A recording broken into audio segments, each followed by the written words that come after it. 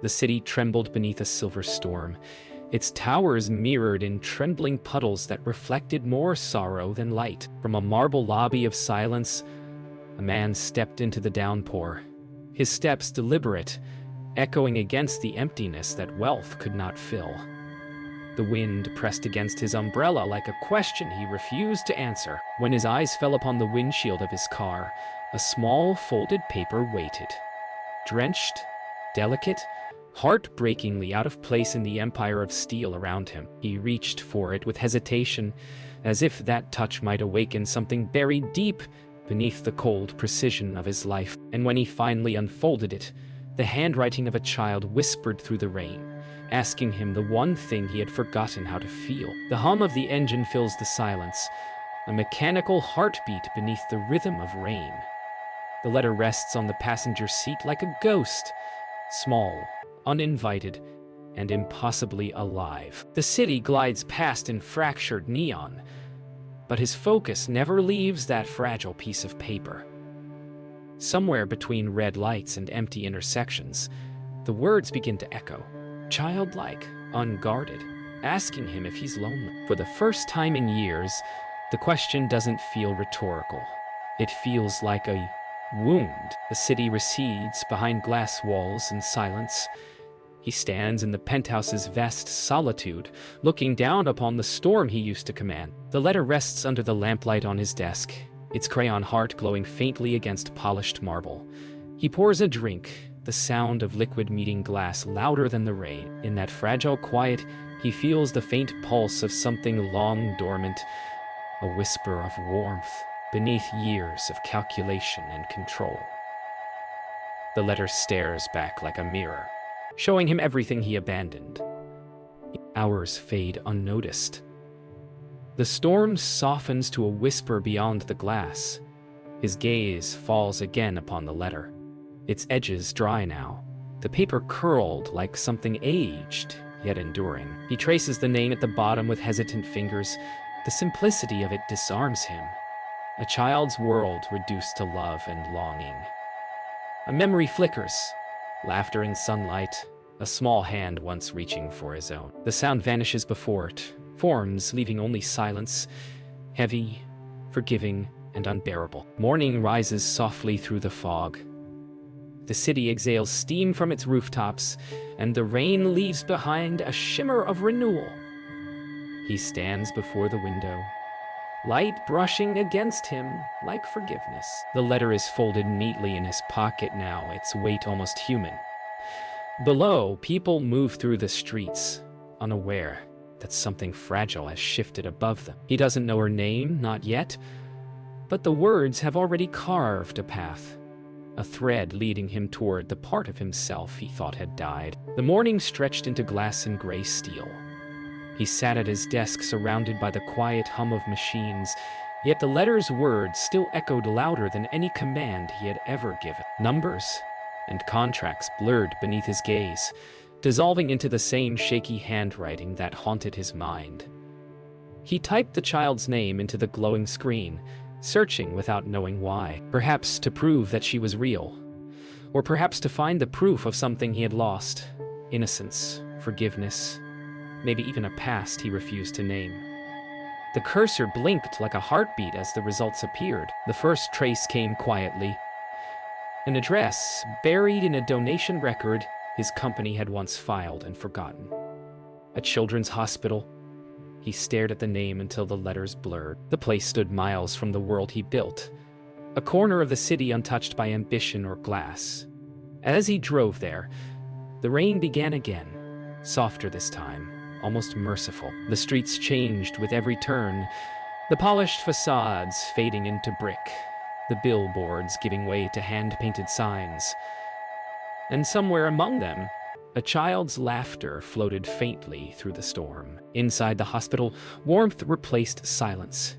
Walls painted in gentle pastels carried the smell of disinfectant and crayons. He moved through the halls like a shadow, his presence too refined, too controlled for this place of innocence and noise. At the reception desk, his voice came out quieter than intended when he asked for her. The name felt fragile in the air. The nurse's brow furrowed before she smiled faintly, saying the child was healthy, visiting only for art classes on weekends. Relief and confusion mingled, the kind that stings because it means there's still something to lose. Outside again, the wind carried the scent of wet soil and autumn leaves. He lingered near the garden behind the hospital, watching children paint under a tent. Their laughter rose above the drizzle like music that didn't belong to him anymore.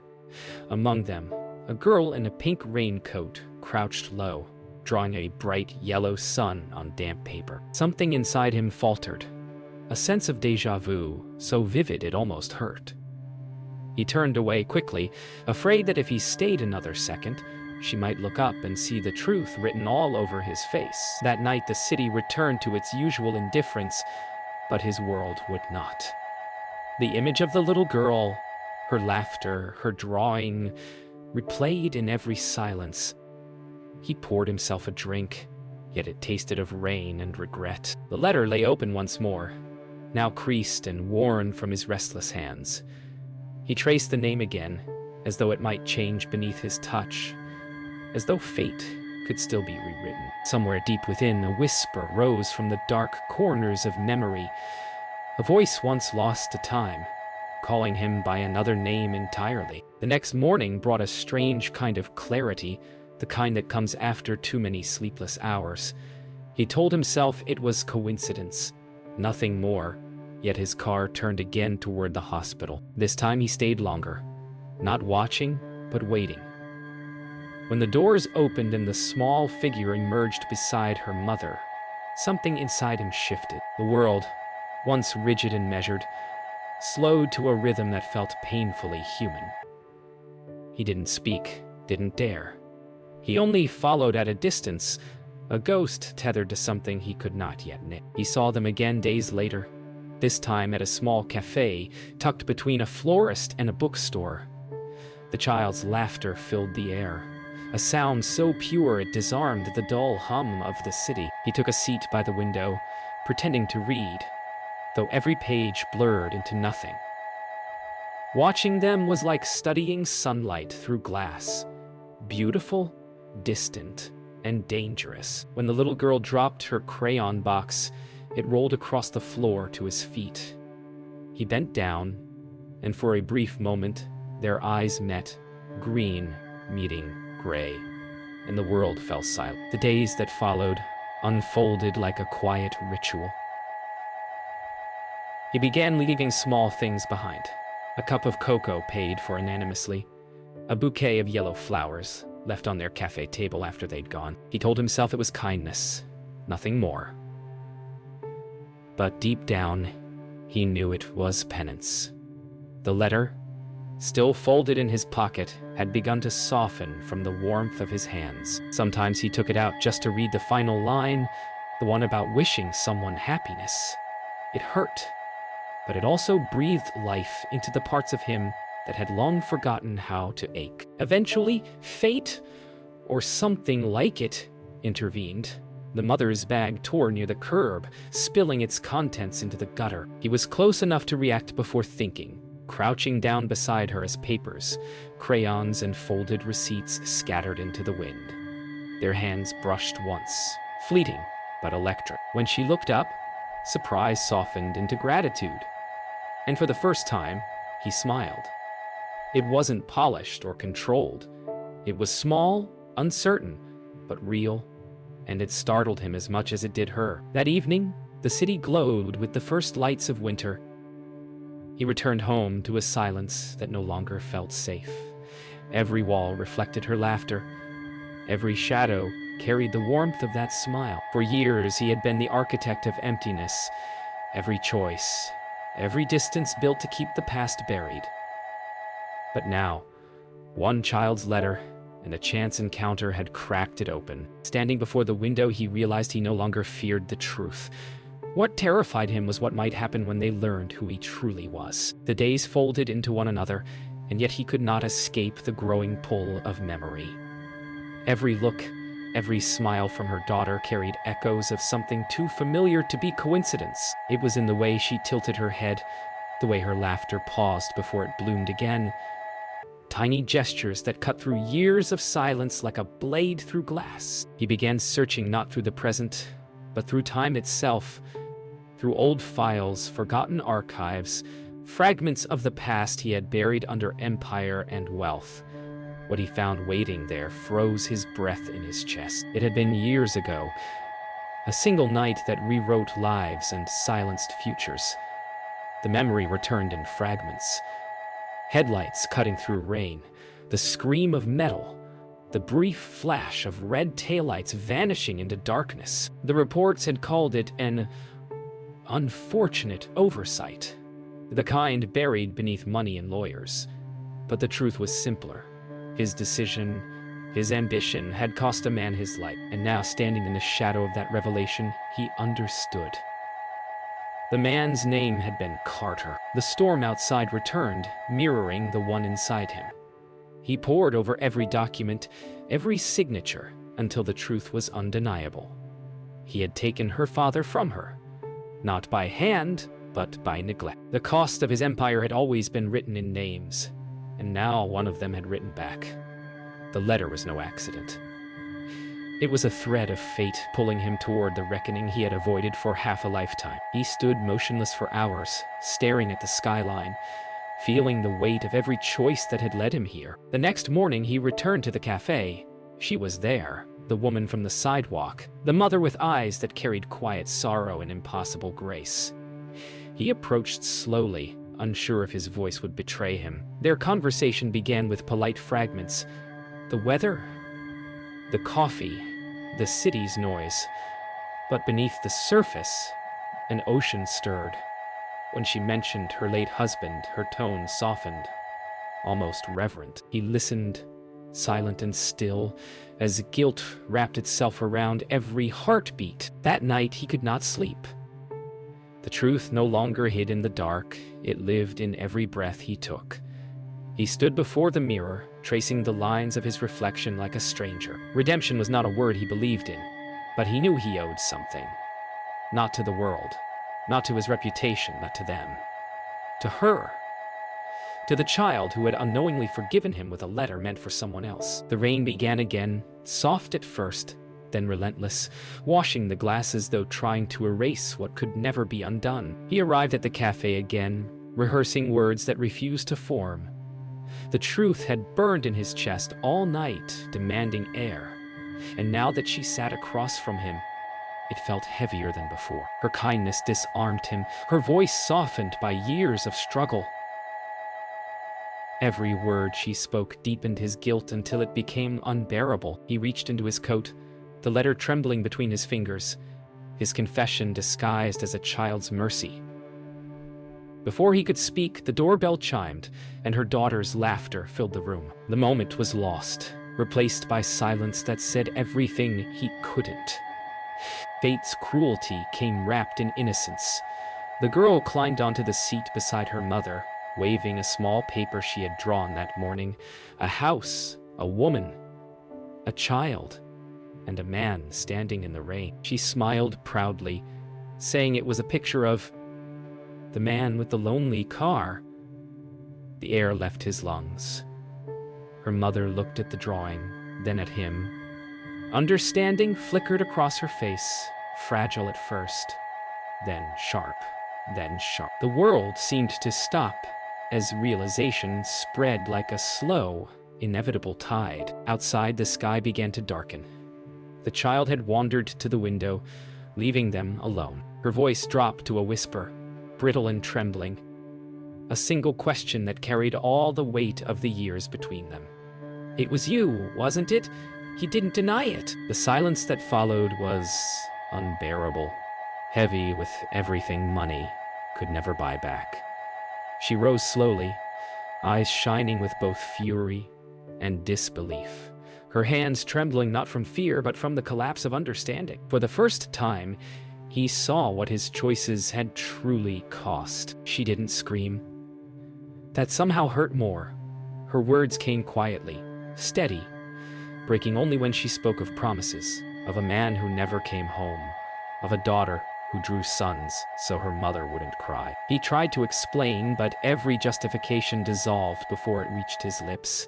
He had been the architect of her grief, the silent hand behind the tragedy that shaped them both. When she finally turned to leave, the sound of her footsteps across the floor was the loneliest thing he had ever heard. The night swallowed him whole. The rain returned, washing over the city like penance. He stood at the edge of his office balcony, the letter in his hand, the same one that had begun this undoing. The ink had begun to fade from being touched too often, yet the words still held. He read them aloud once more, letting his voice tremble into the storm.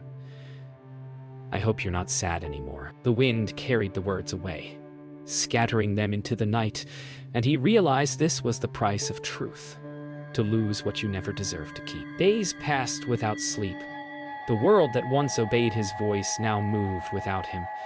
News filled the air.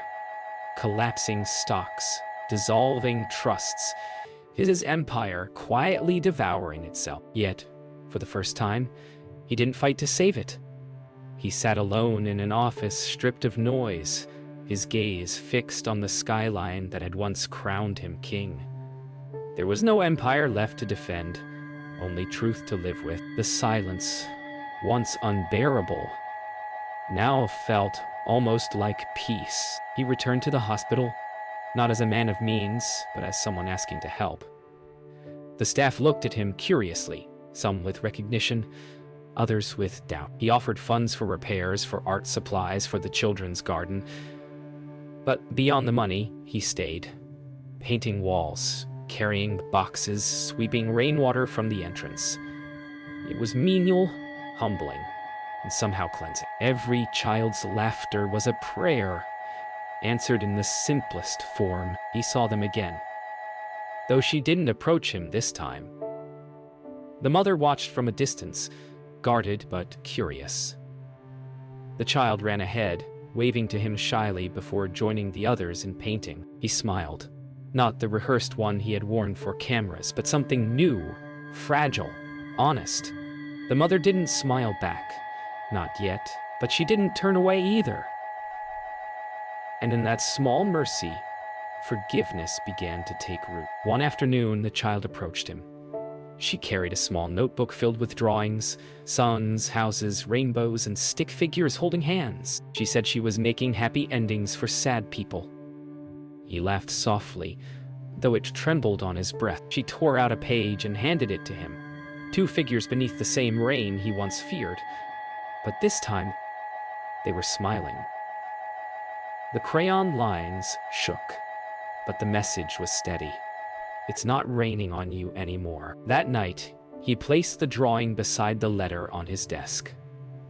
Two stories, one born of guilt, the other of grace. The rain had stopped outside, leaving the city wrapped in quiet. He didn't know what the future held. Redemption was never a destination, only a direction. But for the first time in decades, he felt lightness in his chest. Not forgiveness from others, but the courage to forgive himself. Time moved quietly after that.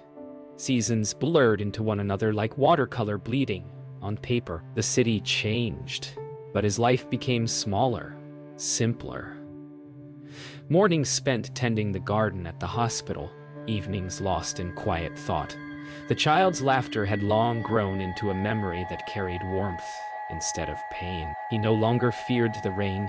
It had become his companion, each drop a reminder that even sorrow can cleanse. She returned one spring afternoon, no longer a little girl, but still carrying the same light within her.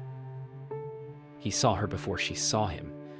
Taller now, her laughter deeper, but still bright. In her hand was a small envelope, folded neatly, sealed with the same purple crayon she once used years ago. He didn't need to read it to know what it meant. Some things the heart recognizes before the mind can catch up. When she handed it to him, no words were needed. He unfolded the paper slowly, careful not to tear the edges. The handwriting was neater now, but the heart within it remained the same. It spoke not of sadness, but of thanks. For stories he had told, for kindness he had shown, for teaching her that forgiveness wasn't about forgetting, but understand. His hands trembled as he read, and for the first time the tears that came weren't heavy. They were light, almost joyful. They sat together for a while, speaking not as penitent and forgiver, but simply as two souls who had found peace in the same story. She told him of her dreams, of how her mother had found happiness again, of the world she wanted to build, one filled with light. He listened, smiling, every word stitching him closer to the life he thought he had lost. When she finally left, he stayed behind, reading the letter once more, letting the words fill the spaces where guilt used to live. That night, he placed her new letter beside the old one, the past and present resting together like bookends of the same life. The rain began softly against the window, gentle, forgiving. He smiled, not with triumph or sorrow, but with quiet knowing. Life, he realized, had been a long letter written to him by grace itself. Outside, the world glistened, washed clean, alive again, and somewhere a girl's laughter drifted through the night, carrying with it the sound of peace.